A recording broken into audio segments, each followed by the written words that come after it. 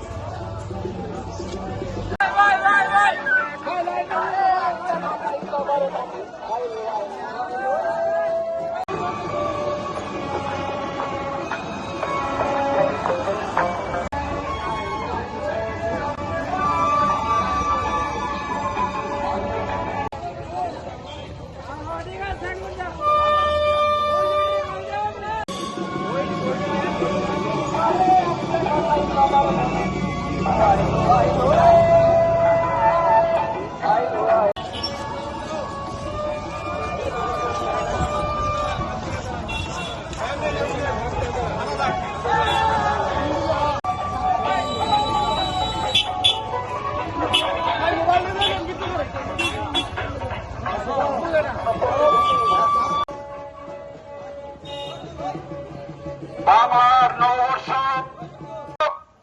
আগামী দিনে জামালপুর জেলা যুবদলের কান্ডারি জেলা সাইবার ফোর্স কেন্দ্রীয় কার্যনির্বাহী কমিটির সবাইকে জানাই আমার আন্তরিক শুভেচ্ছা অভিনন্দন এবং কি সকলকে জানাই, পুরো সদর পৌরবাসীকে জানাই আমার পক্ষ থেকে, আমার সংগঠন জিয়া সাইবার ফোর্স জাতীয়তাবাদী যুবদলের পক্ষ থেকে জানাই পয়লা নববর্ষের শুভেচ্ছা, শুভ নববর্ষ।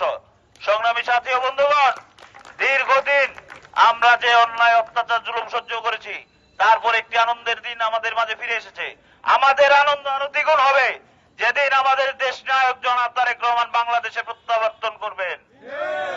অবশ্যই দেশ নায়ক তারেক রহমান আইনি মোকাবেলার মধ্য দিয়েই, ফুলের মালা গলায় দিয়েই তিনি বাংলাদেশের মাটিতে প্রবেশ করবেন। আর সেই দিন বাংলাদেশের একটি ঐতিহাসিক মুহূর্ত হবে, যেদিন দেখা যাবে তারেক রহমান সাহেবকে দেখার জন্য বাংলাদেশে 18 কোটি মানুষই চেয়ে থাকবে। বর্তমানে বাংলাদেশে 18 কোটি মানুষ চেয়ে আছে কবে আমাদের নেতা আসবে। নেতা আসবে, অবশ্যই আসবে। তারেক রহমান বীরের বেশে অবশ্যই আসবে ফিরে বাংলাদেশে। সংগ্রামী সাথী ও বন্ধুগণ, আজকের এই দিনে সবার কাছে অনুরোধ করি, আমাদের দেশনেত্রী বেগম খালেদা জিয়া, তিনি শারীরিকভাবে অসুস্থ, তার সুস্থতা কামনা করবেন। সংগ্রামী সাথী ও বন্ধুগণ, সারা বাংলাদেশে যেভাবে নির্যাতন নিপীড়ন হয়েছে, যে পরিবারগুলো আজকে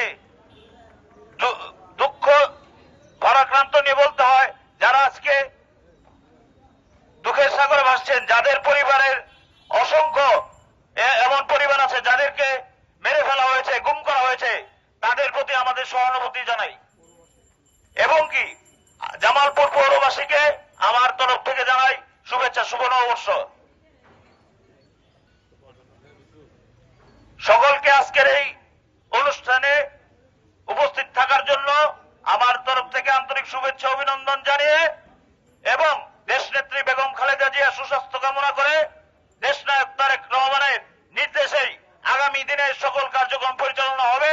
তারেক রহমান যেভাবে বলেছেন ঠিক সেভাবেই আগামী দিনে নির্বাচন হবে। 31 দফা দাবি বাস্তবায়নের মধ্য দিয়েই আগামী দিনে বাংলাদেশ রাষ্ট্র গঠন, বাংলাদেশ রাষ্ট্র পরিচালিত হবে। এই 31 দফার মাধ্যমেই বাংলাদেশ একটি সুষ্ঠু সরকার হবে। আগামী দিনে জনগণের প্রত্যক্ষ ভোটেই বিএনপি নির্বাচিত হয়ে সরকার গঠন করবে, আর সেই সরকারের প্রধান থাকবেন আমাদের দেশ নায়ক জননেতা জনাব তারেক রহমান। সকলের সুস্বাস্থ্য কামনা করে আমি আমার বক্তব্য এখানে শেষ করছি এবং কি আজকের এই অনুষ্ঠান সমাপনী ঘোষণা করছি। সকলকে ধন্যবাদ। বাংলাদেশ জিন্দাবাদ। বাংলাদেশ। ভিন্ন স্বাদের খবর পেতে জেএম নিউজ 24 টিভি সাবস্ক্রাইব করুন ও বেল আইকন টিপে আমাদের সাথেই থাকুন। আর আমাদেরকে জানান আপনার চারপাশের সমস্যা ও সম্ভাবনার কথা।